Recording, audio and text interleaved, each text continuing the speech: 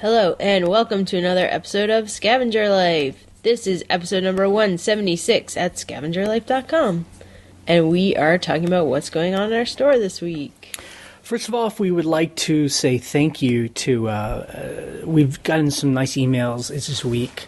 You know, it's always surprising to us and nice when people take the time and they write these kind of very long emails that are very complimentary, and they kind of tell stories about themselves. And, you know, we get to kind of hear the stories of other people who, I don't know, hit a difficult time in their life or got sick of their job and, you know, and have either built a business or are building a business. And these are people also who aren't really commenting on the blog ever. It's just people who listen and have a story. And it's always a surprise to us because there's kind of like a core group of maybe about 30 people who kind of comment on the blog on a regular basis, and that kind of feels like our little community. But it's always interesting to hear when people write and they say, I've been listening for a year. Yeah. But I never wrote anything on the blog. And we also got a woman who actually sent us just, you know, out of the blue, we got a payment for $50. A very nice woman. Yeah, she just basically, it was really cute because she's like, I really like your mugs, but I don't need any more stuff because, you know, clearly I'm a scavenger, so I try to get rid of stuff. So I'm just going to give you some money. Yeah, totally not expected, not something we asked for, but, you know, like I told her, that will pay our phone bill. It's this month, so that is it's very nice. Helpful. And, you know, it's nice to hear the gratefulness from people when they realize that they can work for themselves. Because as we say, it's a numbers game. You just get started, you put your head down, and if this podcast can help people kind of get through that unglamorous part of eBay where you're a listing right now or it's very unglamorous. Taking photos, and we're glad. You know, it's nice. It's nice to be appreciated, and, you know, you aren't alone out there trying to make a life for it yourself. Because that's basically, it's what this podcast is, you know? Yeah. We aren't really giving a lot of tips and tricks because it's kind of like, it's once you figure it out, that's it. Now we're just kind of like trying to be together while we're doing this. Well, I think our theory, too, is there are no tricks, really. I mean, it's like... The deal is you put your head down and you list stuff, and like there's no way to game the system, you know, there's no way to game your customers or get people to buy stuff from you. I think also it's probably confusing for a new people, and I hear it's frustration when they write to us. You know, we've been doing this for over 5 years full time, and there's nothing we can do to make people buy our stuff. Yeah. You know, this isn't like a traditional business where you put up like advertisements or maybe other sellers have different ways. But for us, the only control we have is the quality of items we scavenge and the amount of items we actually put up online so people can buy. And the quality of the listings and information. True. So I guess those 3 things. But there's nothing we can do, no buttons to push, no secret keywords or, you know, there's no way to hack Google that we've been able to figure out where you can get people to buy from you. So, you know, those are it. And so we know that is a little bit of a point of helplessness, but the only thing we can do is just keep going. Right. You know, and I think that's the other thing I hear when new people write to us is, it's very overwhelming and they want to make a lot of money, and, you know, and I'm always like, so what are you trying to accomplish? You know, I mean, are you just trying to be rich? You know, is that the goal? Which is it's nebulous. Yeah, it's like a very blurry, nebulous goal that I never really understand, you know. It's more about figuring out how much money you need to actually make. Right, every month. And then try and break it down from there. Right. You know, can you make that amount every month? And then also, once you know what that amount is, then trying to figure out what's the most fun way to make that kind of money. Like on a daily basis. Like I think also it's not like every single moment is fun, but overall you're like, like yesterday, we took photos. I did not want to do that. You were like, so after we eat breakfast, I need you to help me take photos. Give me 1 hour of your Just time. like, 1 hour. Some things I can't take pictures of by it's myself, and I like to have help. Yeah. Ryan gave me an hour, and then the rest of the day you kind of hung out on the couch. I listed high dollar items that were sitting in folders and not getting listed. I don't know why. So, but I think that's very important. It's not just the amount of money that you make; it's how you get there. So it's you have to figure it out. Like that's why we love to sell a little weird items because that's fun for us. Right. So, and that lets us make the money as we need plus a little extra every month. If it's going to toy stores and buying toys and sending it to Amazon, if that's fun for you, cool. If it's buying clothes and selling that, cool. Yeah, you should just do it. I mean, just basically what we always say is you can't let it become a grind. Then you might as well just work in an office. Right. I mean, one of my favorite quotes from someone on the blog, I think it was Steve Schultz. I don't know. He, where he said, it's so easy to make eBay like a sweatshop for it yourself, where you kind of get yourself into a corner where you are making money on eBay, but you hate every second of it because you hate what you're selling, and that's no good. That's why we talked about we've kind of been pulling out of selling clothes and jackets. I mean, we still have that stuff. It's still kind of a significant part of our store, but we really have slowed down on it because not because it didn't make us money, it's because it was no longer fun for us. It just felt like it gets so repetitive, unless there's like really funky, cool vintage clothes. I mean, when you're measuring, men's pants over and over, you're like, I'm going crazy. Right. Yeah. So, and the other thing is I find like a lot of it's new people that it's right to us is it's where you choose to spend your time learning about selling eBay. I mean, you can find a lot of places online where people are complaining about selling on eBay. Right. And probably on Amazon, but it seems like eBay is the big one. I mean, there are places where if you want to go there and if you want to find reasons why eBay sucks and you'll find lots of people. And I guess it takes all its responsibility off of you and, and you're like, oh, it's not my fault. It's because eBay is trying to steal from me, That's cool.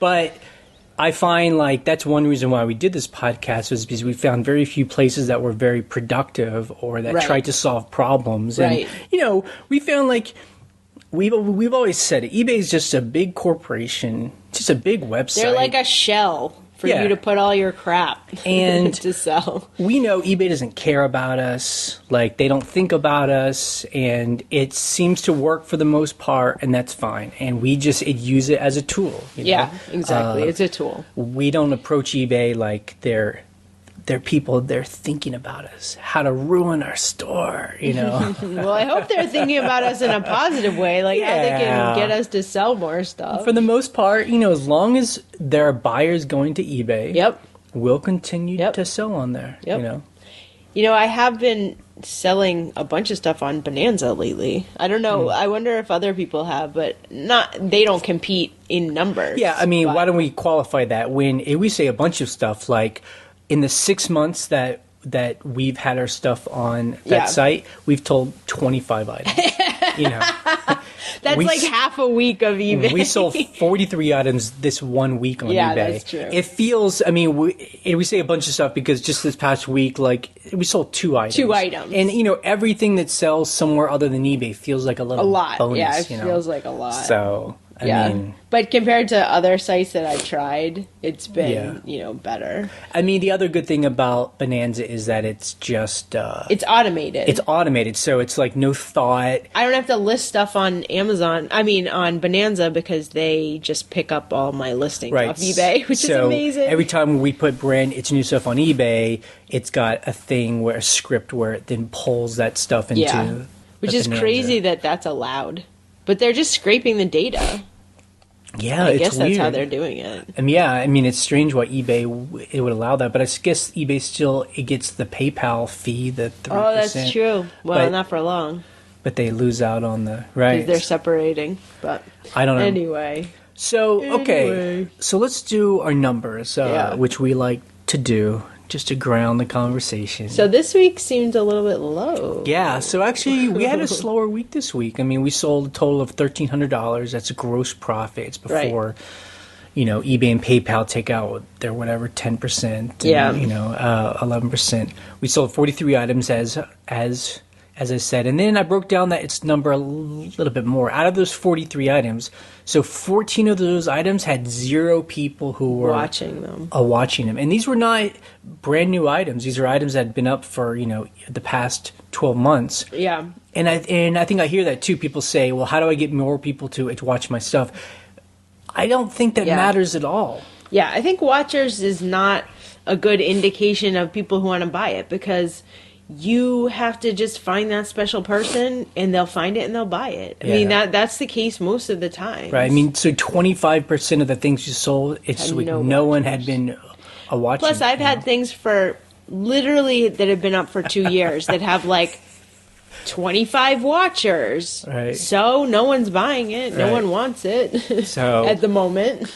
The other thing was, part of this week was it was a low dollar sale. So, yeah, because 43 items, $1,300, you're like... Yeah, so 18 of those 43 items sold for under $30. So God. We had a lot of $12.99, $16.99s, $24.99s. Taking low offers, too. We were taking low offers. Yeah, sweaters. I mean, these were things that we don't really list things under $30, but we have some stuff. Yeah. And we'll take lower offers. Right. So something we might have up for $35, someone offers $25, and sometimes we'll be like, yeah, let's just take it. Okay. Get rid of it. And then over $75, we only had 4 of those items that sold for over. And I think that's when our numbers are normally strong in a week when we can sell a couple high dollar items, Right. $300. That boosts that number up. Yeah, exactly. Not been happening. Did you say $300?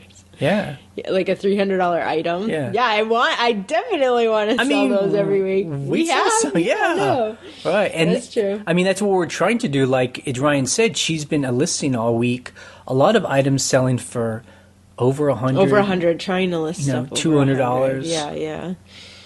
Just to boost those numbers, So actually our average price sold was only $31 per item, when normally that's easily it's $40. Yeah, so definitely sold low dollar items this week. But that being said, so we talk about these, it's numbers, transparent. There's nothing we can do. Yeah, it's just those ups and downs. Yeah. We just, the only thing I can do is be grateful that things sell. It's so amazing. It's so weird to me, because it's so amazing that stuff sells. Like, I know that sounds so weird, but the weirdest things sell. Like, the most specific weird things. And you're like, yesterday, this is odd that this happens, but it does happen. I listed a bunch of stuff. And 3 things sold. One sold within 5 minutes of listing. It was a camera. I didn't think it was that big a deal. It was untested. I think it was broken. And then 2 other items sold overnight. But it's such specific stuff. You're like, this person must have had a search out for it. Yeah, well, like, it's, for instance, it's a Sunday right now. It's 1 p.m. So far, we've sold 5 items since we woke up. We sold a sweater, a vintage set of like forks, of fondue forks. Brand new in the box. They're we gorgeous. Sold a shortwave is it shortwave? Shortwave, yeah. Shortwave world band radio. A radio. We sold a skillet, like a frying skillet, and we sold this like a family history book, like a genealogy book. I mean, just totally. Just the most. You're like, what? Yeah. But I always wonder, like, why did they pick ours? I mean, that sounds so weird, but price and presentation. Yeah, like, that's true. That part doesn't confuse me as much. I mean, I know why people buy ourselves, because we do a good job. And that's the answer. Because we've been buying actually a lot of stuff on eBay for this other house we have to Just kitted random out. stuff. And man, people have the worst listings. Oh my God, I am just shocked every time. Only reason why is they sell stuff is because it's cheap. Like this one lady, I bought these little things for the kitchen, and this one lady took pictures, had nothing in the description, didn't say if there was any damage, didn't say the size, nothing. I bought them, I paid for them, and then she said, oh, by the way, these have a bunch of chips on them. They were glass. And I was like, that's fine, because I literally got them for $9 best offer. They're these little, like, dishes. I was like, just have to say this one thing. You should have that in your description. Did you actually tell her that? I was like, there's nothing in your description that says there's any damage to these. Right. And your photos, like, I think she tried to show it in the photo, but she's not pointing to anything. Sure. Plus the text doesn't say anything, right.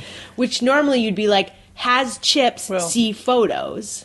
If you were to get them and send them back, eBay would back up the buyer. Yeah, they would back them up. So did she write back at all or no? No, she didn't, but she shipped them. I got them yesterday. Yeah. But it's just kind of amazing to me that you wouldn't try to protect yourself as a seller to be like, by the way, these have chips. I wish eBay would be transparent about these as numbers, but I really wonder what percentage of sellers are like in actual business, like, full time, people are putting all their energy and effort into doing their store. Right. So you would assume that the quality would be much higher versus people that are just kind of snapping pictures of stuff around their house. It's more of like a yard sale. Yeah, yard sale. They don't have as much invested in it. So they don't care if I open a case. They're like, whatever. I list 10 things a year. If they make $10, they're like, whatever. Yeah. It's I really wonder what that number is. But I think you're right when you say, like,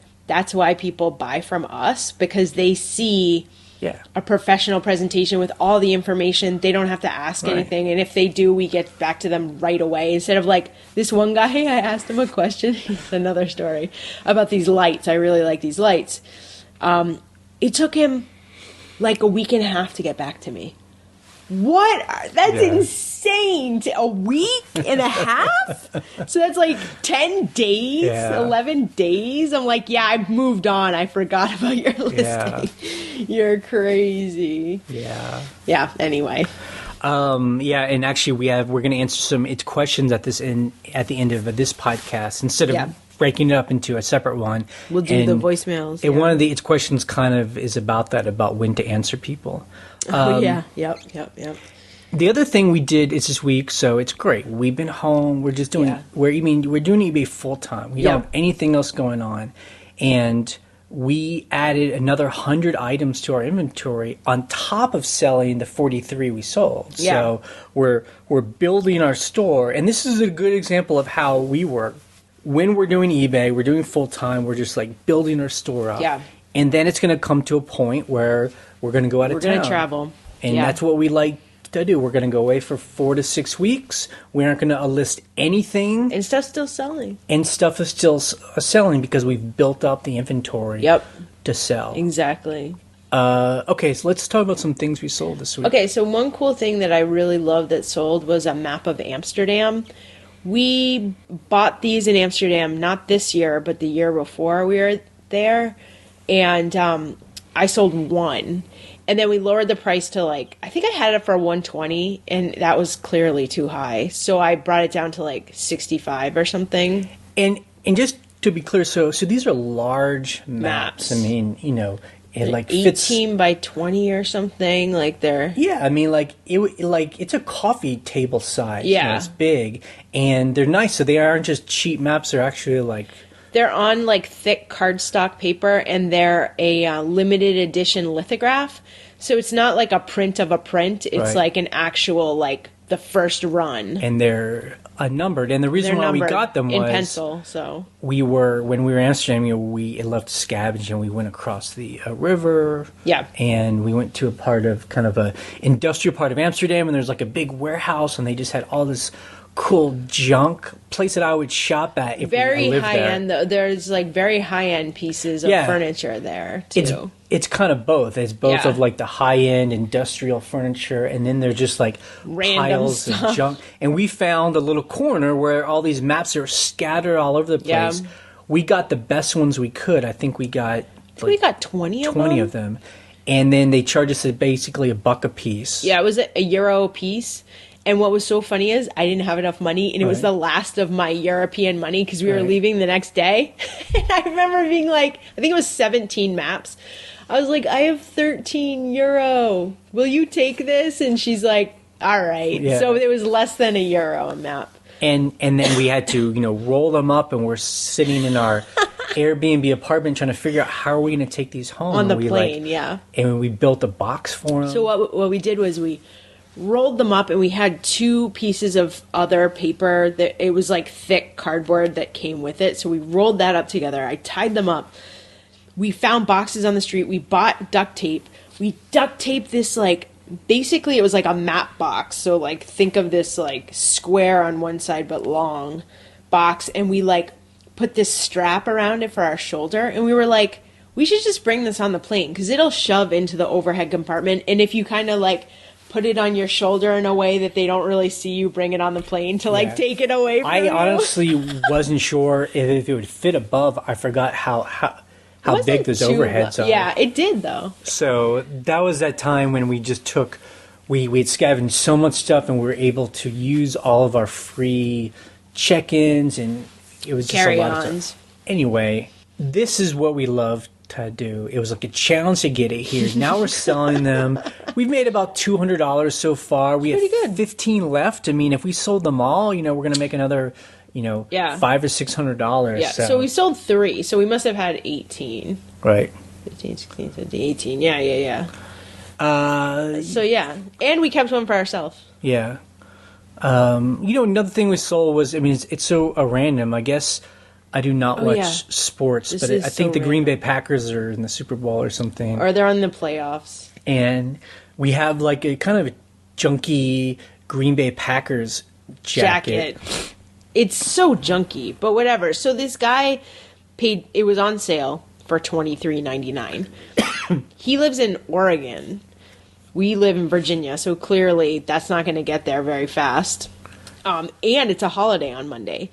He said, can we get it by Wednesday? Right. So he paid overnight FedEx overnight. $70 to have this thing shipped. Yeah, so he paid $70 overnight. Luckily, Jay looked up if FedEx works on Monday because it's a postal holiday, and they do. So they will pick up Monday. Yeah. And Martin Luther King Day doesn't seem to be a fully acknowledged holiday for all workers. But it's also like President's Day, and there's another day that it's FedEx works. It's not like a... Yeah, it's there's not like Christmas. Yeah, it's not like Thanksgiving or something. But, we really do... We like it's FedEx now. We were always like, we don't want to do that. But now, FedEx, I don't know if this has changed, but they'll come and pick it up right from our door. I always thought they charged us for pickup, but I've never seen a charge on my bill or on my eBay, FedEx charges. So they've been great for weird, heavy sizes that have to go across the country, or like this, overnight. Is great on a postal holiday. Yeah. So it's like some people have been talking about on the blog in the comments. We've been sending, not a lot, but anytime we have like a weird size or heavy or big box, we'll just slap a FedEx sticker on it, and they'll come pick it up. Yeah, it's been great. And a lot of times it's cheaper, yeah. So that's been... And then we really didn't sell anything else very expensive, very kind of it's notable to talk about. So you'll see stuff on the video though for next week. Yeah, I always enjoy those. It's myself because I get to actually see the stuff sell all at one time. Those videos that you've been posting each week, and so it's kind of neat. It's kind of funny because when I'm editing those videos, I'll be like, oh yeah, I totally forgot we sold that. Yeah. It was just like 2 days ago. Yeah. But yeah, they're fun. I love those videos. Yeah, and you keep saying for a lot of the stuff we get at a bag sale. I mean, a lot of it is, Yep. I don't know if it's always a bag sale, but we like to go scavenge when there are deals. So, every thrift store, for the most part, will have either those tag sales where it's like green tags are 75% off. But the thing is, the problem is with saying it's from the bag sale is a lot of times it is because we mostly only buy clothes if it's in bulk. Right. Because we're like, we don't want to spend $5 on a shirt that's going to sell for 20. Right. I want to spend a quarter on it. Right. So, yeah, it does sound weird when I'm like, bag sale. People are like, you're crazy. But, but then, we get a lot of people that say, oh, I can't find stuff or the Goodwill near my house. It's like, I can't imagine that we are that special. And we have, scavenge in different parts of the country when we travel. Austin, California, it's Oregon. It's New York. And we always get a carload of stuff where it's almost difficult to mail it all home because it's so much stuff. Because I think people, again, it's like a multi-pronged attack. You go to the thrift store when they have the sale. Yep. You go to estate sales like on the last day. Right. And you just bundle stuff. And normally they're like, yeah, sure. $20. Buy all this stuff, no problem. Yard sales. Always yard good. sales are so cheap. And if you go when yard sales are closing, they'll also do the same thing. And sometimes they'll just give you stuff. Yeah. We went to a yard sale in Austin, and the people were just like, just take anything. Like, we're moving back to England tomorrow. We were taking, like, bike tires. And, we were taking, like, all this stuff, like, modems and, like, awesome, like, designer paint samples. I'm staring at them right now. Just stuff like that where you're just like... And then as we've been talking about it recently, and I'm glad other people have been excited about it, are auctions. And if you've never been to one of these auctions, they're basically estate sales, but it's an auction. Right. And, they're selling off a person's home. And the box lots are when they're just selling, they'll take... Yeah. Everything from the kitchen. Yeah, and they'll dump it into a box, and you just do that box. You just buy that whole box. I mean...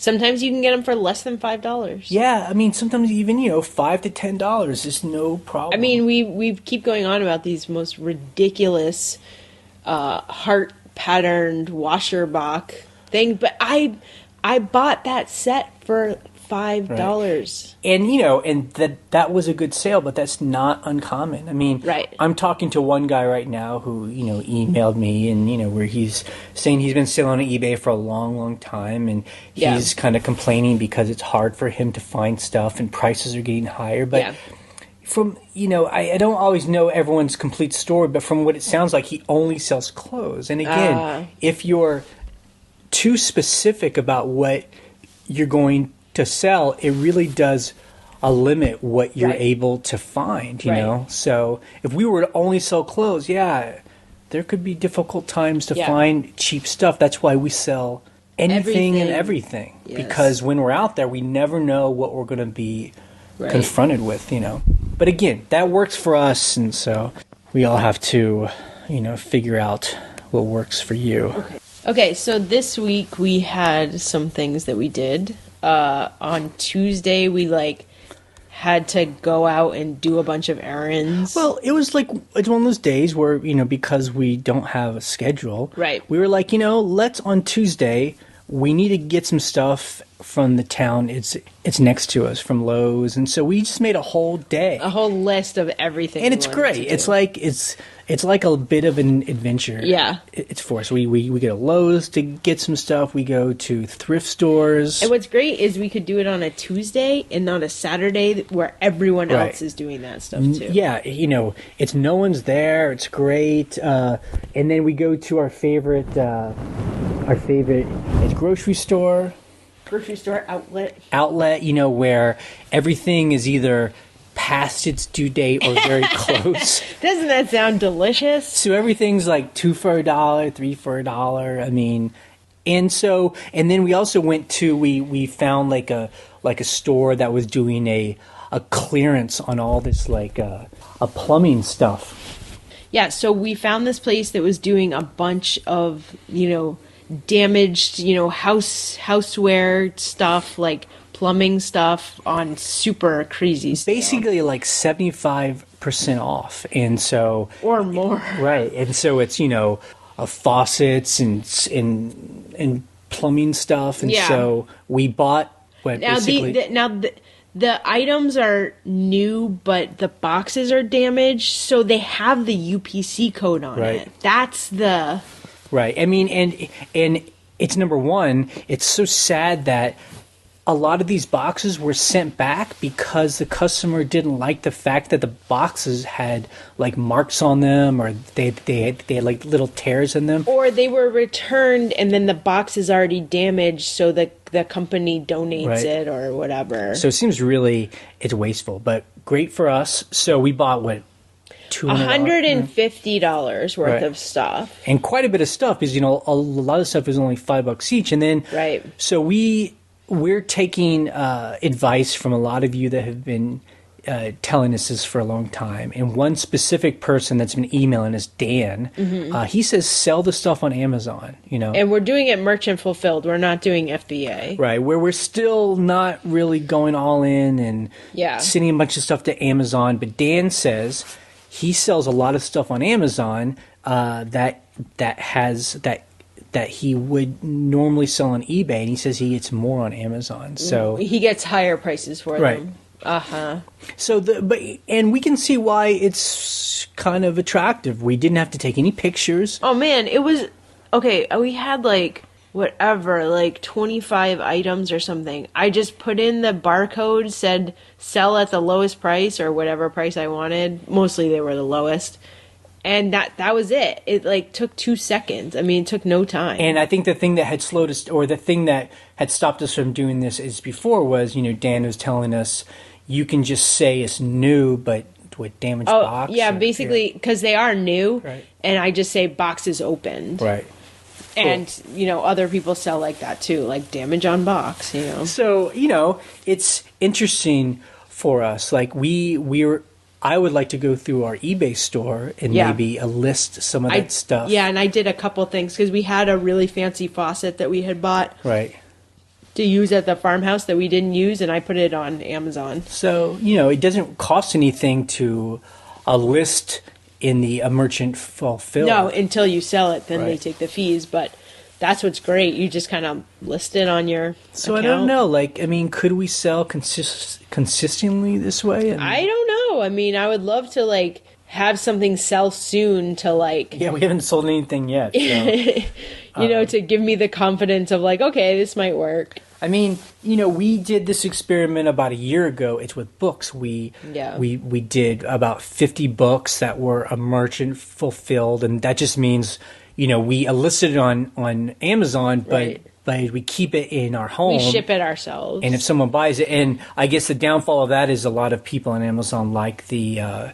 free shipping with Prime membership. Right, so where people send it into the Amazon, a warehouse, so they get free shipping, it ships fast, so you're kind of fighting against them. But we sold maybe 5 books. A handful of books. But then that voice in my head says...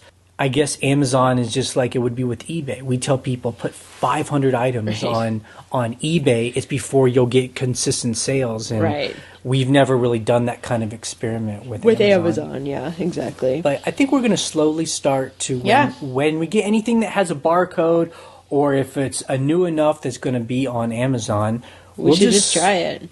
List it. Yeah, exactly. So we hit 3,700 items in our store this week. Yep. Which is the most we've ever had. That's because we're both listing. Right. That's the highest number we've ever gotten to. Right. It really helps to have you listing stuff. Because we'll list 40 things a day. Right. That's just insanity. Yeah. It's great. And we sell between, every month between 150 and 250 items per month. So we're... a listing just to keep up with that, and then because we list so much now together, we're still growing our store. Right, as we sell. Because, we can list 400 to 500 items in a month if we're solid listing. Focusing and doing it. Exactly. And, it's that large inventory that gives us the the Yeah, ability to go away. Yeah, so when we go away, we just sell stuff because we have 3,700 items to sell. So yesterday I was listing like a folder of really random items. Yeah, because usually you're listing like men's pants, so everything is basically the same except you change the right. photos It's so out. great because the template's the exact same. I'm just changing photos and just small things. But this was a folder where everything was different, so I had to like start from scratch on every listing, and it's tough. I can't believe that's what you do. That's what I do. All Yep. that stuff, I like it though. I mean, I actually prefer listing that way because it's just more interesting. Like you go from listing like a couple lamps to like a rug to like some weird like office thing from the 40s and like how much a research. I mean, this is the exact question that was asked is last time, but I'm pretty fast at research because a lot of the stuff we buy is stuff we normally buy, so it's not like fondue forks. I've never seen those before in my life. It's like, okay, I have like 10 sets of fondue forks. I love them. They're gorgeous. I always buy them. I guess maybe that's why you gave me that folder to list, because it was like all these weird military items. I didn't know anything about each of them. It was like I hate gas that mask stuff. hoods. Oh God, I don't want to research it. I don't care. we sell that stuff all the time. We buy it all the time, and just there are moments when I'm like, I don't want to list a little holster. I've said this before. Holsters, they drive me crazy. But they sell. They're so boring. They sell. I hate, you know what? I hate researching holsters because sometimes they have no markings. I'm like, I don't know what gun this is for. Right. Is it for a knife? I don't know. Yeah, so that stuff drives me crazy. But, fondue forks, no problem. Yeah. That will take me.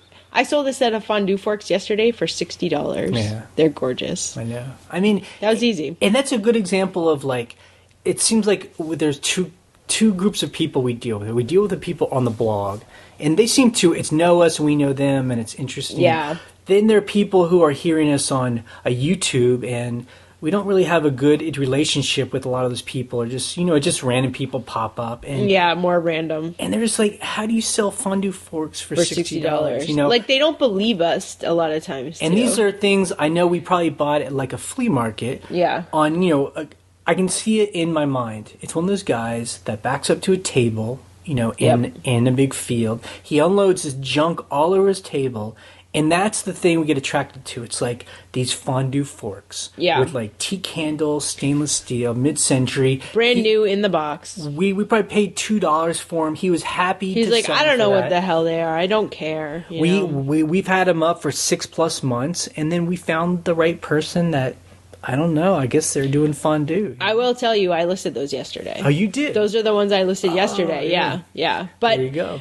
The thing about these forks, too, and this is in general for, like, most things also, and this is our method of doing things. With those forks, I found 2 other people that had sold them for $24 on auction. Mm-hmm. I was like, first of all, these are gorgeous. They're worth way more than that. And I want $60 for them. Right. And I got $60 for them. But that's the thing. A lot of times it doesn't matter what they sold for before. If you want $60 for it, you should put that price on it. Not, they only sell for $25. Yeah, but they sell for $25 for someone who had it on auction, who didn't research it, who doesn't care. Right. Well, I care, And that takes patience. And, sure. And like we always say, it's knowing what that kind of stuff sells for when you go shop at Crate and Barrel. I mean, if I looked at West Elm. Let's do an experiment. I'm going to go on Crate and Barrel right now, and I'm going to look those up. If you go to a high-end, I mean, people will laugh that Crate and Barrel that we say is high-end. I mean, it's expensive, I would say. Yeah, but there's even richer people that probably wouldn't set foot in Crate and Barrel. But, that's low end. Pier 1, I mean, people easily buy things for their home, little tiny trinkets for $30, $40+ right. And that's the market we're going after. If it's well made with teak wood and stainless steel. Right. Okay, so customer issues this week. I mean, again, our thing is we try not to stress about dealing with customers because we know it can be stressful. But like earlier in September, when eBay was really pushing people to do the extended holiday, its returns. Yes. People were like, oh no, it's going to be so horrible. Like you're going to get so many returns. I know for us, it's January 18th. I mean, we've probably gotten, I think, only two things. Yeah. When people, they bought them in October, they give them as it's present. It gets opened the 25th.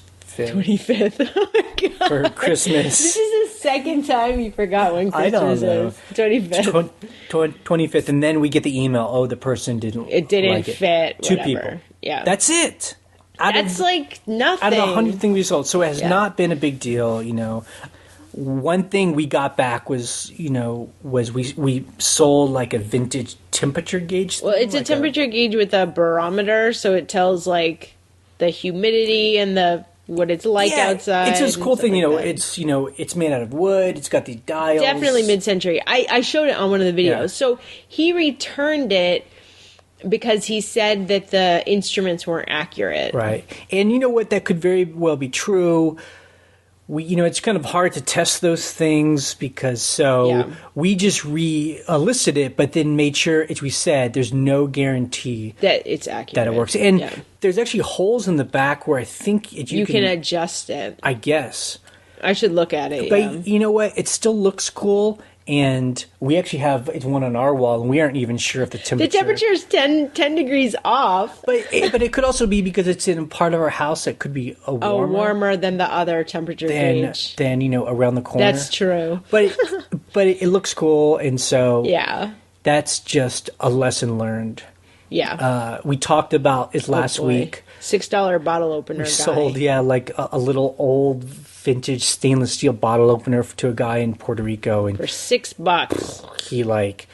He started accusing us that we sold him something that wasn't stainless steel because the stainless steel had like some wear on it, like had some little it's vintage. Rust spots. It's old. Everyone knows. I mean, stainless steel doesn't mean that it can't rust. Right. It just means that it's more impervious to it. Right. But we showed it. Blah blah blah. He said, give him his money or he's going to give us negative feedback. Basically, it's called feedback extortion. Right. We called eBay. eBay said, if he leaves you negative feedback, it's no problem. He's messaged us 4 or 5 times since and keeps threatening. It's like he just keeps messaging us. And we don't write back. I mean, in total silent method, because we're like, we've told him 2 or 3 times, we've told him, return it. Return it. No problem. We will gladly give you a totally full refund of all your money. Yeah. He messaged us yesterday again. But I think it's a good example of like not engaging. Like we were pros. As we said, send it back. Done. Like, and that's it. Nothing else needs to be said. Like, what? We don't need to go into a back and forth. And, the guy obviously has problems. Then we got and again, it seems like it's across the board. We sold a $14 item. Yes, it was a lot of fabric, a small piece of corduroy fabric for $14. And we sold it as cutter fabric. Which is like for quilt makers and, crafts. Yeah, it's a remnant. It's not a brand new piece of fabric. And we were very clear about that on all our fabric listings. And she wrote back and said that it was all cut up. I mean, and normally what it is the outside has been all cut up because it's been cut out of different pieces. A bigger piece. And then it's measure the inside piece that's like usable. And so I'll trim any weird edges, And we were like, send it back, full refund, no problem. She wouldn't do it. She didn't respond. We also asked her, when she said it was all cut up, I thought she meant it was like all messed up in the middle, like someone had cut like a big like heart shape or something out of the middle. But she wouldn't send photos. She wouldn't tell us what the damage was. Then she left us a negative feedback. Yeah. So I was like, you know what? We offered to give her a refund. She didn't explain what the damage was. Well, I mean, it's real quick. So I did that thing that Brian talked about. So it's Brian. I mean, there's a lot of them, but there's one specific. It's Brian. He sells a lot of clothes. Yeah. He does very well. He's a good guy. And he explained, he has 3,000 feedback, has never gotten a neutral or negative feedback. So it's amazing. He knows that's what he's doing. And, he says that the times where he has gotten some kind of feedback that's not positive, he will get them to change it. And he talked about how he sends a message saying, we're a family business.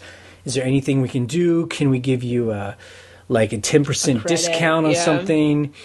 And I did that. She did not write back. And it's interesting. This person is typical of the neutral and negative feedbacks we have gotten. Yeah. Where there's no communication. Yeah, they're mad. They tell you, they leave negative feedback, and then they're done. That's right. it. I mean, there's nothing it seems like we can do because they've made up their mind a long time ago. It's like they don't want their money back and they don't want to return it. But you know what? Like Brian says, though, you have to know the rules, and we know the rules, and Ryan called eBay. Yeah, so I called eBay, and the thing was, I talked to this guy, and he was like, well, the only way I can really remove it is if, here's an example. You sold them a green sweater. You told them it was a green sweater, and they wrote in the negative feedback, I can't believe I got a green sweater. Because you're like, what? That doesn't... So actually what she wrote in her negative feedback was, this fabric was all cut up. And he's like, that's interesting because you describe it as cutter fabric. And it shows in the pictures that all the edges are cut, because it's an older piece of fabric. I was like, yep. He's like, I'll remove it. Yep. So I'm glad she said that in her listing, in her negative feedback, because it got removed. So so that's good. You know what? You know what's awful though? I want to write to them and be like, got it removed. No. You can't do that. But that's exactly what we preach against. I know, but isn't that the feeling where you want to be like, of course it is. But right. You know what? But it doesn't matter because you got it removed and they have no, defect against you or anything. And she could still mail it back. I mean, we're happy to take its return. But anyway. Yeah, totally. These stories always become very long because we get it. I mean, customer issues can be, it's a whole thing because there's a lot of just miscommunication. But lack of communication. But the good thing is that none of this kept me up at night. In the beginning, not at all. Bad customers would keep me up at night. I know it sounds crazy, but that's how emotional it can be. Yeah, because it gives you a defect, and it affects your ratings and your discount. Well, plus it just feels like it's we always say, it feels very personal. Yeah. As if they're accusing us of having purposely lied to them. Yeah, I didn't lie about anything. It is what it is. Okay, so news. So I just wanted to remind people, those of you who are doing this full time, having healthcare is a thing that was very difficult to get if you didn't work for a company. Well, now, we have Obamacare or, the Affordable Health Care Act. The deadline to sign up for that is February 15th. So that is less than a month away. Right. And that's for this year. I think if you sign up February 15th, your coverage will start March 1st. We actually signed up by December 15th, so our coverage has actually started January 1st. And, again, whatever your politics may be, let's put that aside. Go to HealthCare.gov and just see. It's, I know when it first opened, their website had a lot of problems. No problems now. I had no problems with their website. It feels like you're just shopping on any kind of website, and you put in your info. It's very simple, and then it spits out choices. What's available, and you can pick what price it's going to pay. And there are subsidies if you make under a certain amount. Right. And you have to declare that on your tax form, so you can't lie because they'll find out.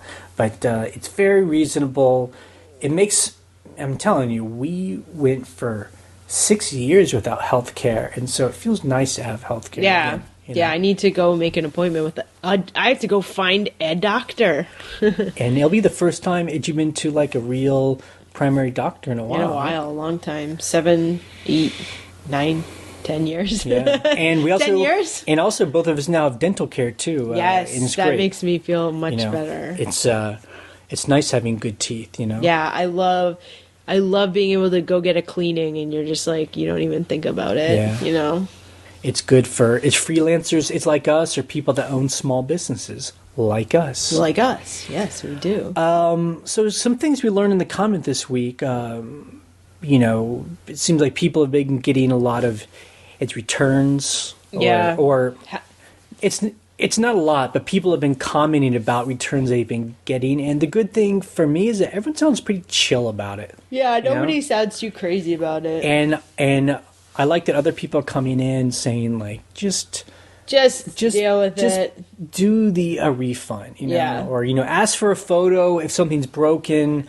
And if they don't want to send a photo, I don't know, you can call eBay about it, or just write it off, I mean, and also some people were complaining about people not paying them.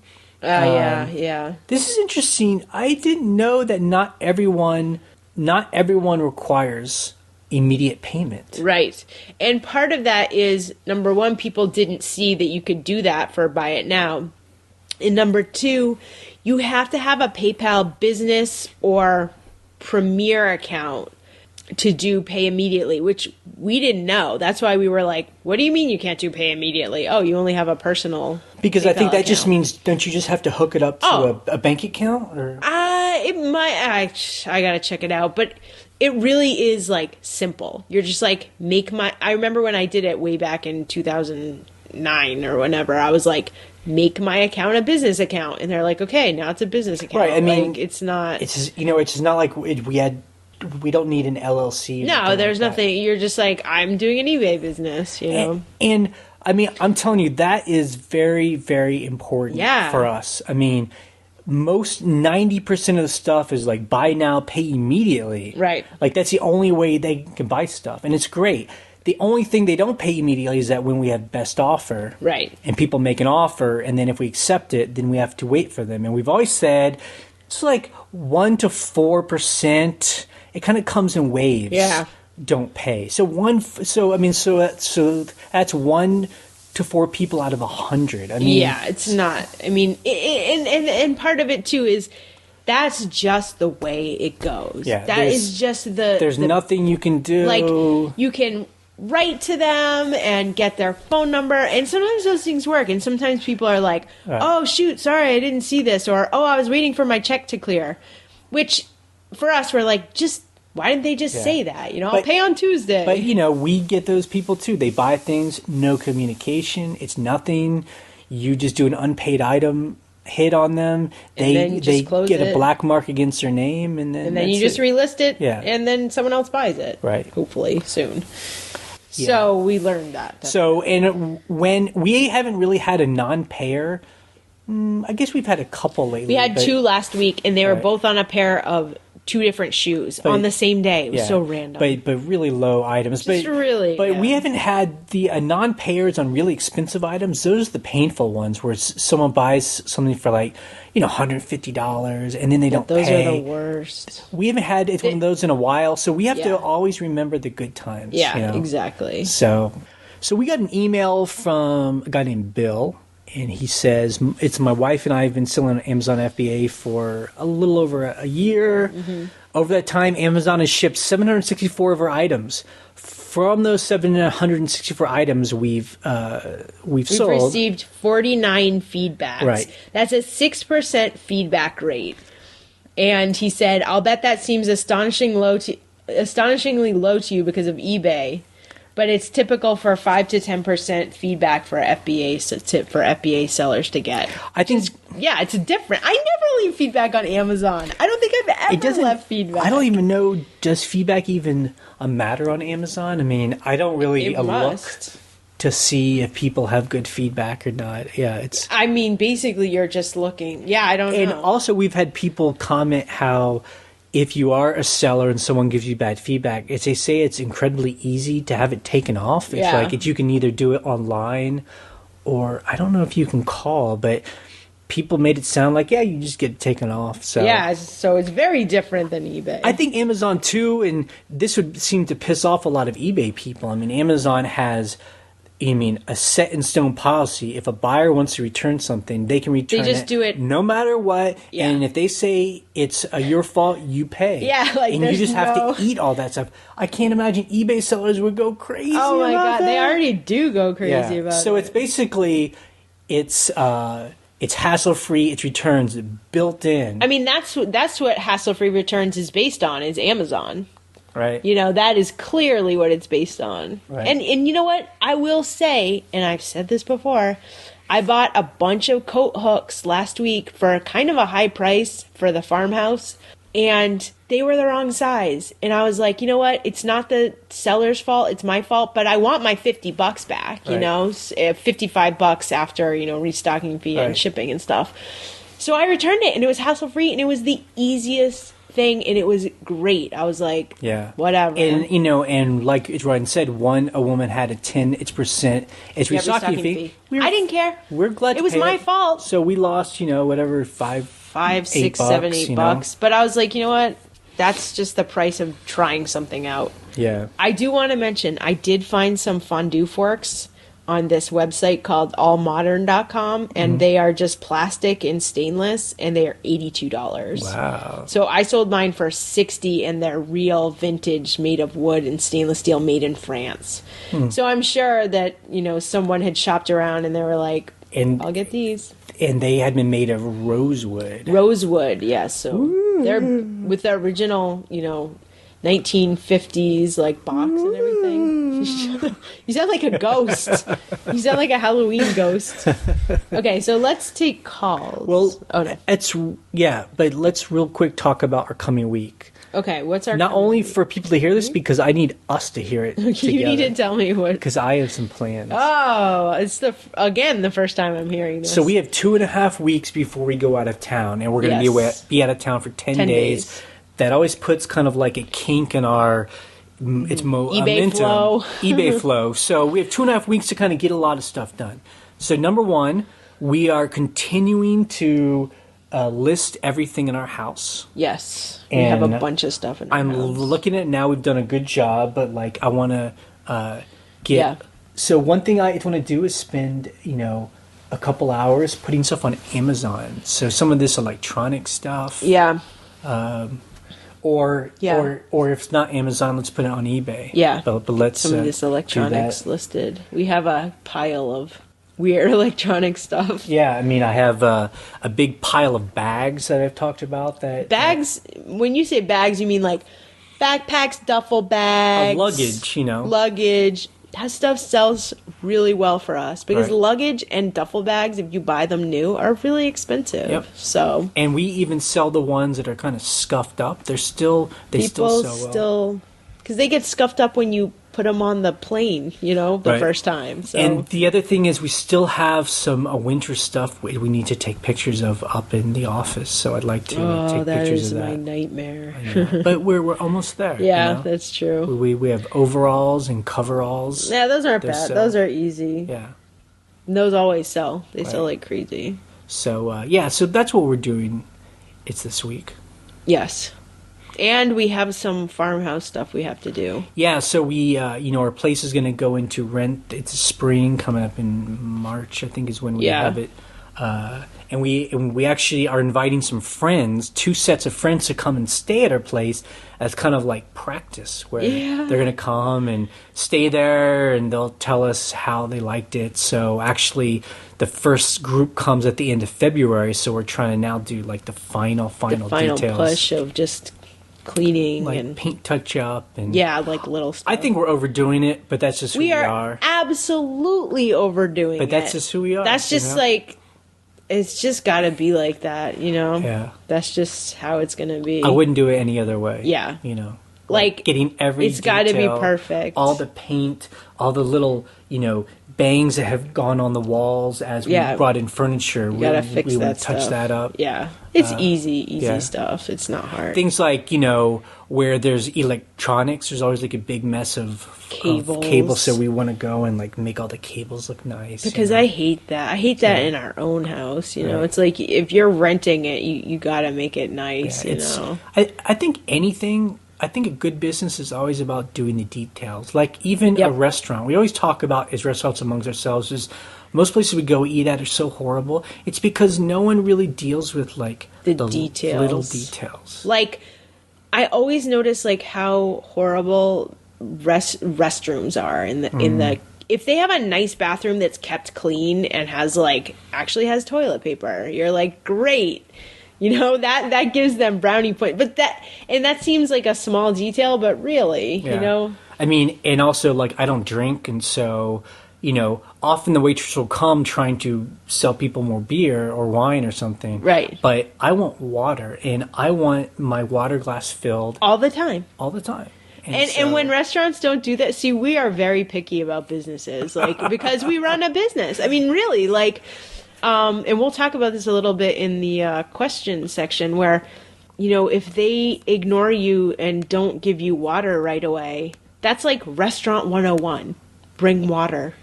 And when places don't do that, I'm like, you don't know how to run a business. This is crazy. Right. So anyway, we should have a whole podcast about restaurants and Airbnbs. I think our and dream hotels. is that we want to have a restaurant, but we don't want to actually run a restaurant. So I don't know. That's how's that going to happen? That's some don't fantasy. Know.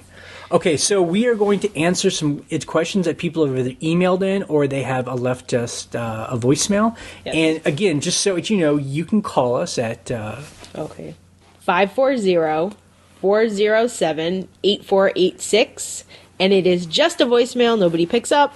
You can just leave us a question or a comment or whatever you want. Yeah, and we love to hear a little stories or just, something that I think other people might enjoy hearing. Okay, so let's go to the voicemail. Okay, first voicemail. Hi, Ryan. Hi, Jay. This is Linda Shields. Could you please tell me something? How do I exactly add a shipping and handling charge to my eBay listings? I'm listing some artwork, and I'd like to do that, and I can't quite figure out how. Thank you both for all that you do to make my life so much better. Thank you all that share your expertise with me every day. Love you guys. Bye. Well, it's first off, that's Linda Shields. Good to hear from you. We see you on the blog all the time, so it's always interesting to kind of get a little bit more personal hearing. Yeah, I was so happy when she called. I was like, Linda Shields, she called us. But the thing that I noticed, too, about shipping and handling, and someone else was asking about this on the blog as well, I think people are there are two different ways to list on eBay. There's the simple view and the advanced view. And I don't think it shows handling time on the simple listing view because you'd see it. So where does it normally go? So in the advanced lister, it's under add shipping details. So under U.S. shipping, under all your shipping details where you pick parcel select and priority mail. Under handling time, there's handling cost. And then there's a link that says change, and you can add $1 or, however much you need to add. And also under international shipping costs, it's in the same place. But if you're in the simple view, I don't think they give you the option of a handling charge. How do you get to the advanced view? I think it's up top. I don't see it anymore on mine. There used to be a link that said switch to advanced view. I don't know if that's possible anymore, which is weird, but someone would have to tell me because I can't switch to the simple view. I don't see a way to do that. There's got to be a way to change. If you don't see a link that says, change to advanced view, you should call eBay because I don't know the answer. And for those of you wondering why Linda's asking this, she kind of put a hint in there. If she's selling some artwork, it means that boxing up a piece of artwork might mean she has to maybe go buy a special size box. Packing material. By bubble wrap. And plus it might take, half an hour to actually ship or to pack up. So it's totally reasonable, and we do it too, to add a handling fee. So the person pays for the piece of artwork, they pay to have it shipped, and then we will add between $5 and sometimes $40. Yeah, it depends. I mean, if I have to go have it packed for me, if it's a specialized piece, they could charge $20, $30, $40 for that. Plus, I got to drive to the place. So, and people that buy an expensive piece of art, it might cost $300. They know that that's just the way it is. That's part of the price. If someone wants to only pay $10 for a $300 item to have it shipped to them, they're amateurs. They aren't real buyers, and they don't really understand, and they're going to be a problem down the line. So Linda actually had another question. How do you add a restocking fee, which would be very helpful if somebody returned something that was expensive to ship. I can't quite figure out how to do that. So Linda is asking about a restocking fee, and this started coming up on our blog maybe a couple of months ago. And so all credit goes to Brian, who sells, clothes. Right. When all of us were complaining about the hassle-free returns because you have to pay the return shipping for some things, he says we'll put a restocking fee on it. Right. And then that will pay for any kind of, problem. And it's true. So we now have a 20% restocking fee on every single item we have. You can add a restocking fee on your listing down at the bottom. This is, again, on the advanced lister. I don't know how it is on the simple lister. You say in your return policies, I think it's at the very bottom of the page, it says add restocking fee, and there's a drop-down menu that says no or 10, 15, or 20%. We have ours at 20%. Yep. So that's how you do it on each individual item. If you want to add it to the rest of your items, I think you do it through the bulk editor, right. But I'm not 100% positive. And, and again, all of these things, you can just either Google it or call eBay. Call eBay. And they'll tell you how to do it. Okay, next voicemail. Hi, this is David. I've had this happen where I buy something to sell on eBay, but you can't find dependable research on it, or you're not sure it's genuine, so you donate it or sell it just to cover the $5 you paid for it at the yard sale. Then you discover either that it's worth much more than you thought possible, or you realize you should have researched it more because you realize it might have been genuine after all, or it might have been worth more. Or another scenario where you pass up buying something because you think it's not worth the price, and you get home and do some research and discover it's worth thousands, and that the $20 asking price was a huge gift from the Scavenger god. So I was just wondering, you must have some similar stories, so I'd like to hear that. I think this is the great kind of question / problem that maybe a lot of scavengers have. I mean the on the extreme end, I've never, I don't think, seen something that we were going to buy and then see it was worth thousands. Yeah. Later, like, I'd be like, well, we're clearly driving back and, like, going to get it or something, but now it's gone. Or whatever. Yeah. I don't know. No, We've never known that to happen to us. It might have, but we just didn't actually know that, right.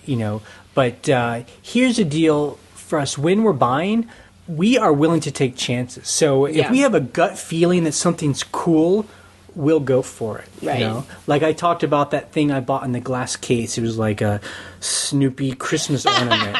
And I paid $20 for it because a lot. Because I had this feeling it was going to be worth, hundreds. $300. We sold it for $40 or something. It was $50. Yeah. So, that wasn't so great. So, I'm willing to bet.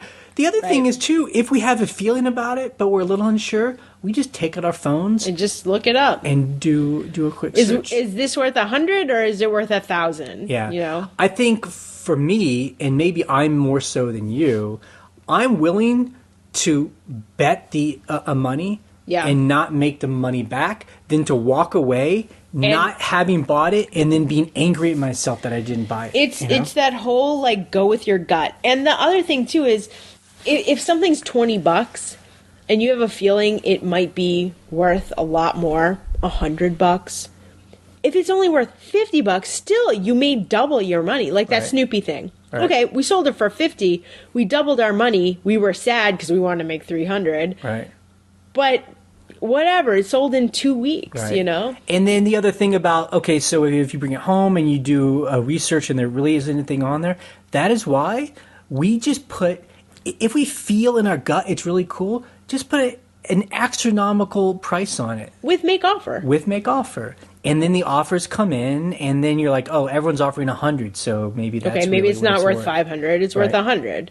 That's the great thing about eBay too, is you can have that flexibility of, like, yesterday I listed a camera. I think it was broken. We didn't test it. We didn't even clean it. I was just like, get this thing out of here. Brand new ones, these are from the 50s or 60s. cleaned and restored in Japan are worth like $500, $600. That's not what I had, but I was willing to let go of it for like $25. Right. I was like, it sold in 5 minutes. Clearly, I might have underpriced it, but probably not by that much. but not by that much. Yeah. So I, it's one of those things where I'm not really kicking myself because it's already out the door. Although strangely on the blog there were people this week talking about how they've sold, how they've put pieces up, like a piece of pottery, and they couldn't read the name, and it sold for a good price, and then they found out that someone knew what that name was, and it was worth like 10 times as much. I mean, stuff like that happens, and if you feel like you need to research it more, don't list it till you get the right research. I always say to actually take things to experts. I mean, if you really think it's worth something, we'll take it to like a pair of shoes. We'll take it to a shoe place and say, "Is this really shell cordovan?" Yeah, great. Okay, it's worth $200. We'll take a watch to like a jewelry place and say, "What is this? Is this cheap or is this worth $900?" And most people, as long as they don't feel like you're really taking advantage of them, they're glad to share their knowledge. Right.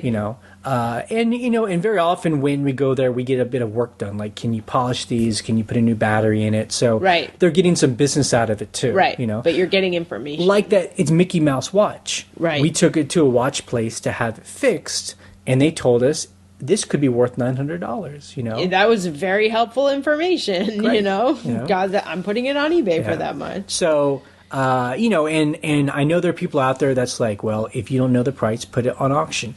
That's fair too. But I mean, stop. That's not the way we do it. Right. But if people feel like that's a good strategy, then that's good too. Yeah. Next one is an email. Yep, and we only have one through email. It's this week that I saved. So I love this opening line. I just ventured into joining some selling groups on Facebook. This sounds like not good. So I know if you're not on Facebook, because we aren't. Okay. Being part of these groups may not last long for me either, because I can't believe the game sellers play. And I'm just wondering how quickly it respond to its best offers. Several people were saying they wait to respond so other buyers can see their offers out there. I was commenting that I respond to everything quickly, as I see that that's good customer service. Then there was some comment from someone that makes six-figure, dollar figures on eBay, Amazon, and he says he lets offers sit, so that must be the right thing to do. Blah, blah, blah, and then she just asks, are some sellers becoming too greedy or out of touch, or is this how it feels as a buyer? Because she says she's recently put some offers on items and the person never responded to her. She just wanted something and then she had to buy something else. That's one reason why we don't get on Facebook, because I feel like that kind of advice doesn't seem very helpful. And you know what it is? It's like playing little games. I don't want to play games. I just want to run a business. Yeah, I mean, like we say, trust your gut. I mean, as soon as a question comes in or an offer, we respond to it as soon as we can. Because here's the theory on that. If you don't respond, this is exactly what I've experienced buying stuff for our other house. People take days to respond, or they never respond to your offer. So you're waiting for 48 hours to see if you can buy this thing. I've moved on, I bought something else. I bought something else, I mean, it's also just how I want to be treated, so that's how I treat other people. Yeah. And again, it starts to get into this whole, people try and ways you can trick people, or the other thing, too, is to say that other buyers see that there are offers. Nobody's looking at that. There are no other buyers like, this person has an offer on it. I don't care. Right. I don't even see that information. I just send an offer, or I buy it outright, or whatever. Yeah. So I think that's such minuscule information. I think the other thing, too, is it starts to make things too complicated. Yeah. When we get an offer or a question, we deal with it immediately, and then it's done. So I don't have to think about it for 2 days. It's almost like there's an outbox, and I make sure everything's in there is taken care of right away, or an inbox, Yeah. and then I make sure it's taken care of. Yeah. If you're doing this, it starts to becoming you're having to juggle stuff. Like, didn't I get an offer 2 days ago? Like, what do I say to that person? Oh my God. So I don't know. Like when people don't respond or don't give offers right away, I feel like those are the people who don't check their email but like twice a week. Like that's who I picture is on the other end here. Or it's unprofessional. Or if there are people who are purposely not answering our offers, man, that is the worst kind of seller. Oh my God. I wouldn't want to buy from them. No, absolutely I hope not. I don't find out about it because I'll stop buying from them. Okay, what's next? Okay, next voicemail. Hi, Jay and Ryan. This is a call from Susan in Florida. I was hoping you guys could address this. I'm running into major issues with other sellers copying my photos and text. They do one or the other, either copy the photos or they're copying the text. And I've had about 4 in the month of December that actually copied the entire listing, photos and text. I have called eBay, reported it, very clear violations, and it took eBay addressed one. It took them 6 weeks. And, the seller is still selling, and she did change some of the photos, but what she ended up doing is she kept, still with a call from eBay, she still kept 2 of my photos in the middle of hers. It's very frustrating. I put 12 photos in my listings to protect myself, from buyers saying, I missed something. So I use the full 12 photos. I take great photos. I have a photo studio here at the home. And I just feel like I'm open game to other sellers just lifting whatever they want off my listings. The other thing that kills me is that they not only use my photos, use my whole text, they're undercutting me in pricing.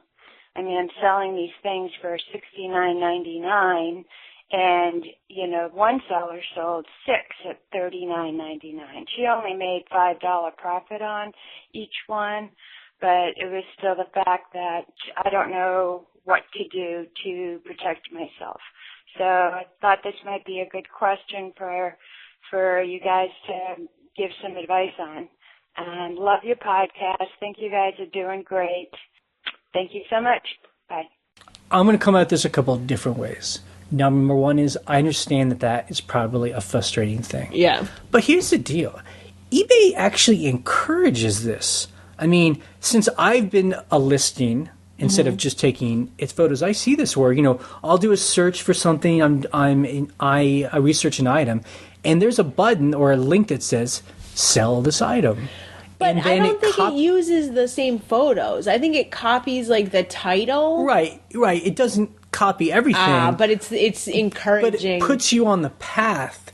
I mean, it's not a big jump of like, I'll just grab these photos and right. I mean, so it's almost like eBay's making it easy for people to do that. Right. So, look, for us, number one is it's amazing you kind of found that. I mean, we've never seen that before for our things, but that's because we're selling one-of-a-kind things. So if someone has the exact same thing we have, I mean, with all know. the flaws, I mean, that would be a coincidence. But I've seen this problem happen in the military surplus. When we are selling military surplus, there are these guys, and they run these big military surplus stores where they just buy like loads of stuff.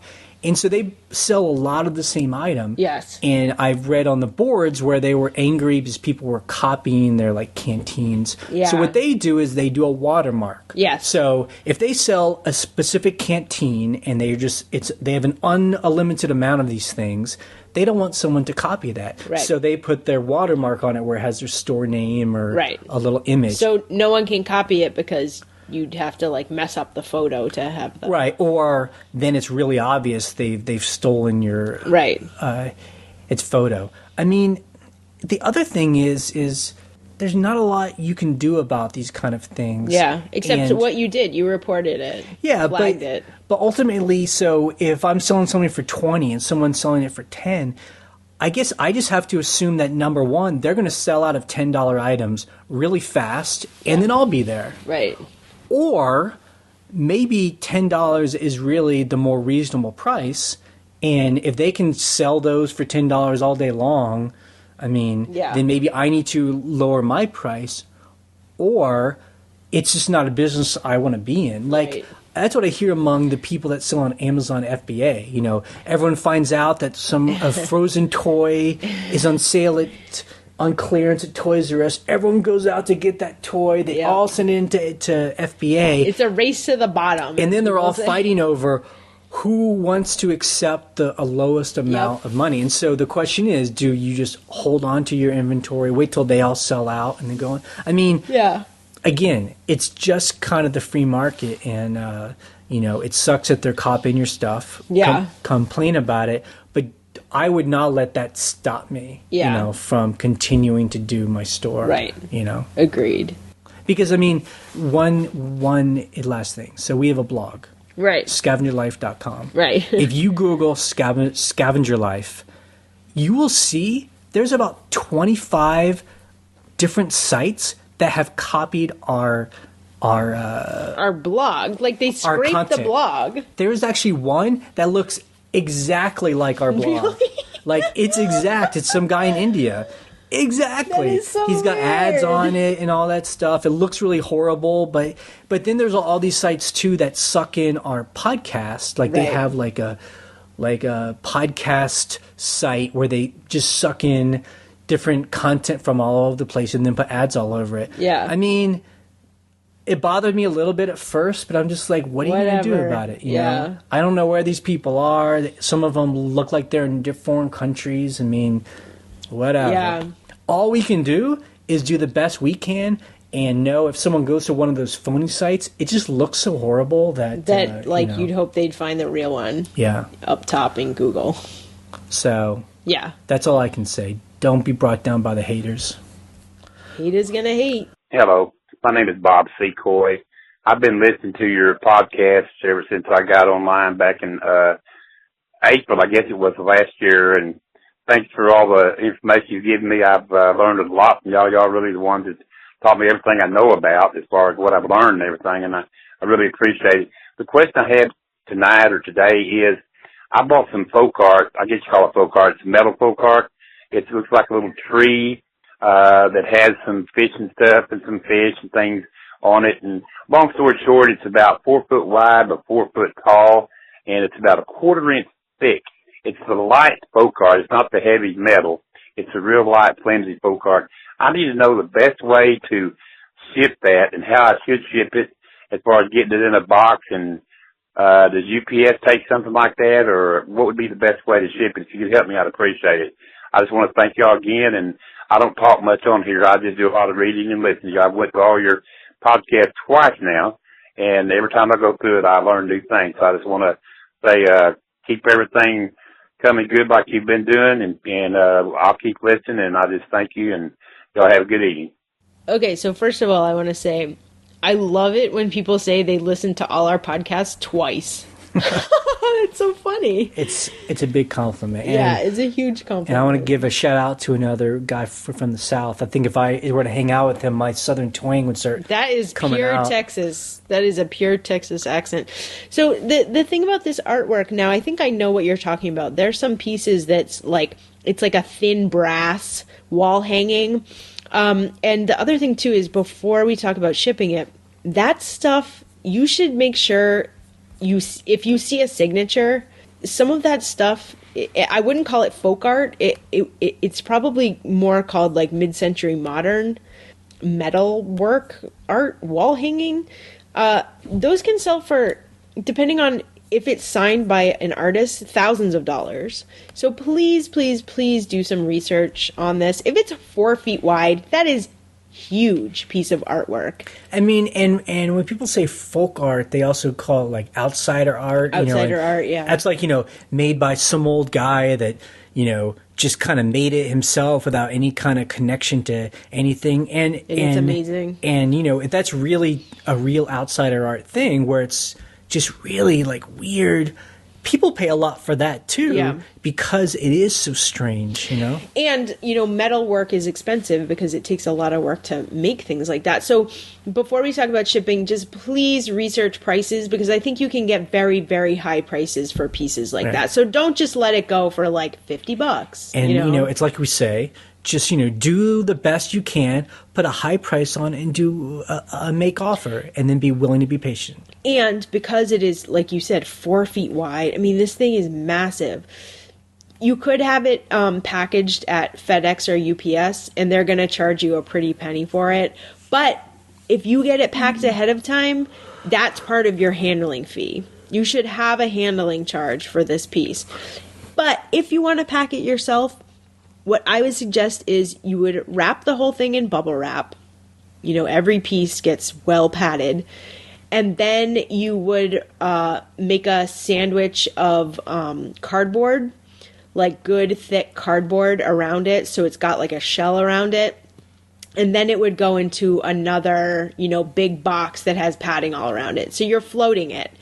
If it's 4 feet by 4 feet, that is a crazy amount of work for you to build a box. And that's oversized. So you'd probably have to send it like FedEx ground or something like that. So in this case, I would say you might want to have it packed for you and add that to the handling charge. But also, just make sure that you think you're going to get a lot of money. Something like that, like $300 or more. Plus, to make up for all the work it's going to take. Yeah, because that's quite a large piece. If it really is 4 feet across by 4 feet tall, and with things like that, I mean, I don't know if this guy lives like near kind of an urbanish area, but you could also try putting on Craigslist and, or do local pickup on eBay. Be like, look, I'm close to wherever. If someone really wants this piece, they'll find a way to get it shipped to them, or pick it up themselves. But it's cool. We find those kind of pieces very exciting for us. We like that stuff. I would love to see that piece if you're willing to send us a photo, because I would love to see what it looks like. Hi, this is Mare from New York again. You wanted to know a little bit about like where we get our merchandise. Basically, my husband and I get ours from garage sales, Salvation Army, Goodwill. We go out hunting every Saturday and Sunday from 8 a.m. to 1 o'clock, and then we go to lunch. I hate estate sales. If we go later in the day because there's just too many dealers there that buy for the antique stores out in the Hamptons. They're very pushy, quite honest, and I don't like to go when they're there. I sell vintage, some new. I'm vintage, so it fits. We sell to people mainly in rural areas all over the country, and I love to hear from ladies and gentlemen when they tell me they love what I've sold them. It's fun. My question is, have you ever had someone contact you about that their package that was delivered was vandalized? Okay, number one is I love what she said, that she is a vintage. That's funny. I think I'm vintage too. I don't know if it has to necessarily be old. It's more like your style. You're vintage. You look at me, and I definitely have a vintage style. Yeah. So, I love what she said about, her and her husband go out on a Saturday and a Sunday. And they go hunting. And they probably wake up early like we do because, most of the yard sales start early. Yeah. Flea markets start early. By about 12 or 1 o'clock, everything's shut down. People, it's crazy. It's not, for a lot of people, this isn't a full-time job. They're trying to get rid of junk. So, I think that's great. That's what we do. It's like adventure. It's like going out on a date. Yeah, it's fun. Then you go have lunch. Afterwards, have lunch. That's great. That's the exact way to do it. Yep. And about estate sales, too, I get it. I know. I mean, estate sales can be very frustrating. Yeah. I kind of like being aggressive, too. Jay is aggressive. He will straight up be like, are you a dealer? What are you buying? How much did you buy that for? Like, you are super aggressive. It's more if someone's being kind of obnoxious. I'm happy to kind of butt heads with them and to make them feel like they have to kind of check themselves. So I don't mind that stuff so much. But I hear you. Estate sales, especially on the first days, are never really cheap. Yeah, the best stuff is everything's priced high. Everything's good to go the last day, right? You know, but we like to go to estate sales anytime because sometimes even if you're going to pay full price, you can get really amazing things, right? That are worth a lot more. Worth a lot more, yeah. You know. So she also started to tell a story, but the voicemail we have cuts you off, I think, after a couple of minutes, so we actually didn't hear the whole story. But she talked about she sent a package, and the package was vandalized. And, I mean, the answer is, as long as it gets delivered, you know, that's between her and the post office. I mean, it has nothing to do with the buyer you. and the post office. Yeah, the buyer and the post office. Yeah, and, you know, if something gets vandalized once it's already been delivered, again, there should be insurance on the item, too, but she should sort that out with the post office before she asks for money from you. And, you know, if you call eBay, I think eBay will back you up on that as well. Yeah. Yeah. Hey, Jay and Ryan. This is Mark. Been listening to you guys for over a year now. Wanted to ask, you had mentioned a couple weeks ago where you're selling, you know, men's pants and shirts, and you know, it's not super exciting, but it is profitable, and you've really perfected it. So I'm wondering, in your growth plans, are you possibly considering hiring somebody on, maybe because you can get those things so super cheap, and have this person do all the listing for you, photographing, templating, and listing for, you know, $1.50 a pair, and that way you'd still make a good amount of cash, and because it seems like a waste to really get something down like that and then just to let it go altogether. But those are my thoughts. Just wanted to hear what you had to say about that. Thanks, and keep up the great podcast.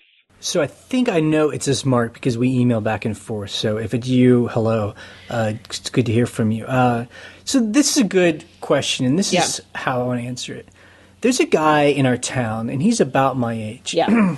And he looks like a businessman, you know? Like, he wears really nice clothes, and I don't mean like fancy, like a Wall Street clothes. He's just always really neat. He's got a button down and khakis. Yeah, like right? like Eddie Bauer clothes, and like his shoes always look good, and he probably has his hair trimmed every, you know, couple weeks, and he shaves regularly. Right. You know, like you. He wears, you know, he drives like a really nice truck. He, you know, he'll be in the paper, like a picture of him and his son. They go hunting and they like have a deer between them. You know, like he's like a family man. Yeah. He's that guy. He's like what you imagine an American businessman, and he's thinking growth plans, he probably has employees, and you know he probably loves to like run a business. You know, that's not me. You know, I'm not that guy. You know what? We do not want employees. Right. That's what it comes down to. We call ourselves creative people, and sometimes I think like maybe that just means we're lazy. It's not that we're lazy, but like I think when I say creative, it means that we're easily bored. You know, like if something isn't fun for us, we don't want to do it. Yeah, like I don't want to have a pants selling factory. Right. I mean, like I know that, you know, there's a place we could get shirts for 50 cents each. We can sell them for $20 to $30 each. Yeah. And so, why don't we hire someone at $10 an hour to take pictures and list those? Like, I'm sure the numbers would work out where we'd end up making, you know, $800 a month or something. Mm-hmm. Because you know why? I don't want to deal with that. I know, yeah. Like, having to deal with someone else adds another layer of stress on my life. You know? And I think also, like, if you put a different spin on it, there are people who just sell clothes that look at our inventory like pottery and glass and jewelry and furniture, and they're like, I don't want to deal with any of that stuff. Right. Selling a shirt, throwing it in a poly mailer is like my dream job. There are so many different kinds of people, so we're just like, I don't want to be the shirt people. Right. Like, and you know, and we talked about this. You know, I see the guys on a YouTube, and they sell mainly on FBA, and it seems like it's kind of a formula now. You like get like a little warehouse or like a kind of an office space that you hire 3 or 4 people. You figure out what's selling. You know, people go out, buy retail arbitrage, you come in, you mail it in. You know, it's a business, and I get it, and they're making good money.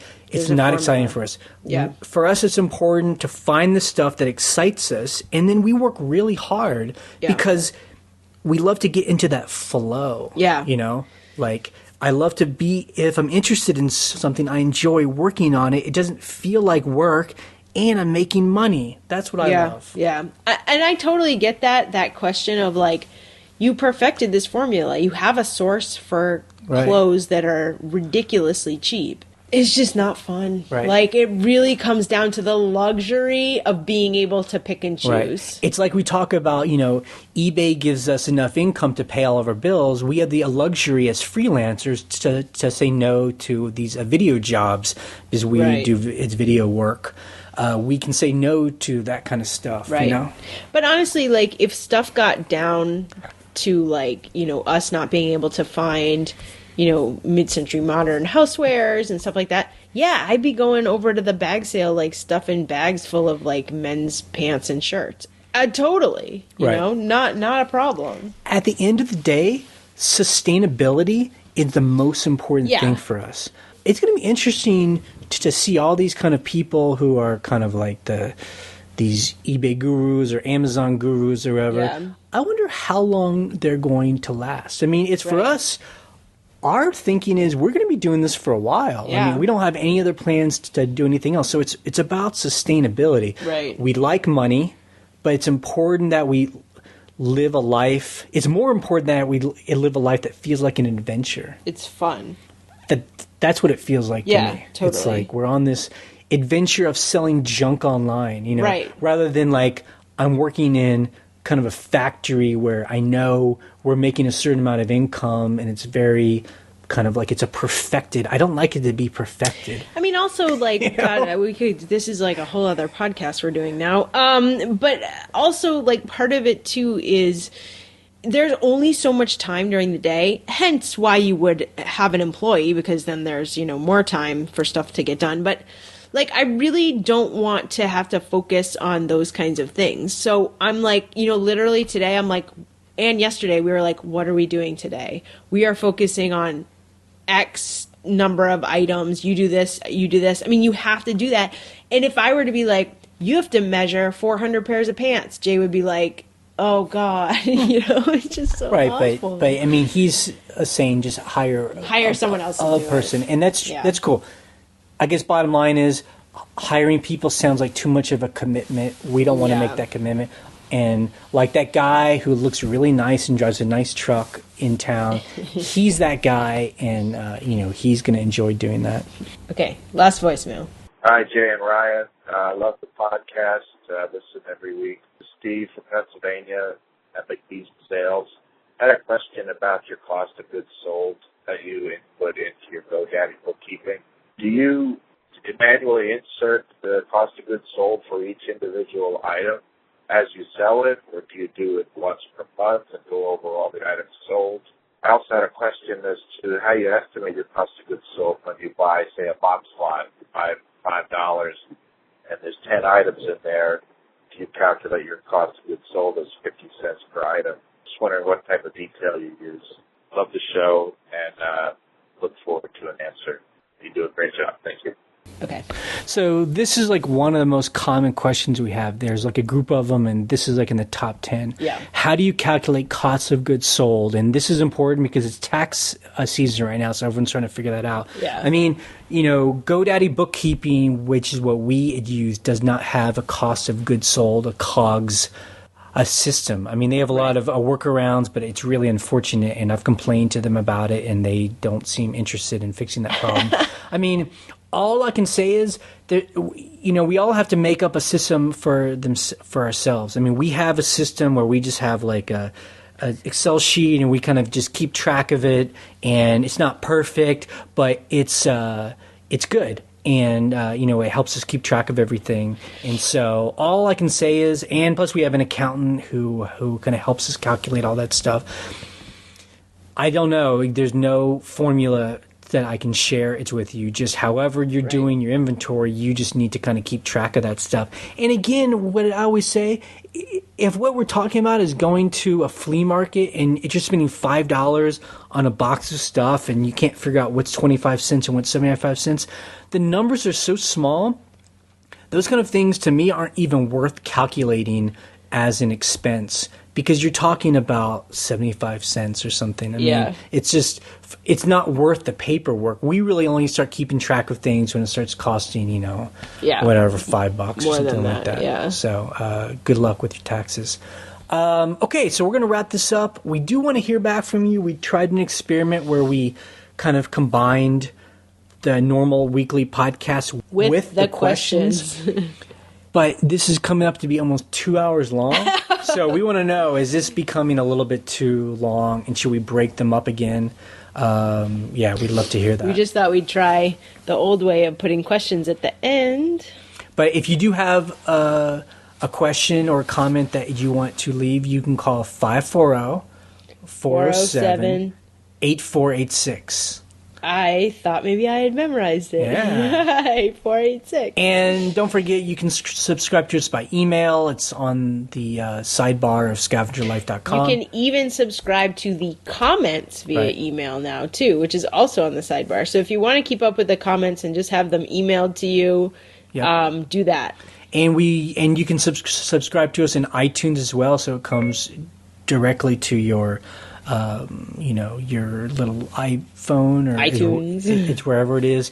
And also, if you are on iTunes, we would love if you would leave us a review there. Yeah. We don't ask that a lot, but it's appreciated. It's always nice to kind of see when people leave something on there. So anyway, that's it for this week, and we hope you have a good selling week. We hope you sell all your inventory this week. Yeah. And if not, eBay's doing it on purpose. They're stopping you. Yeah. All right. Okay. This podcast is ending in 3, 2, 1. 1. Bye.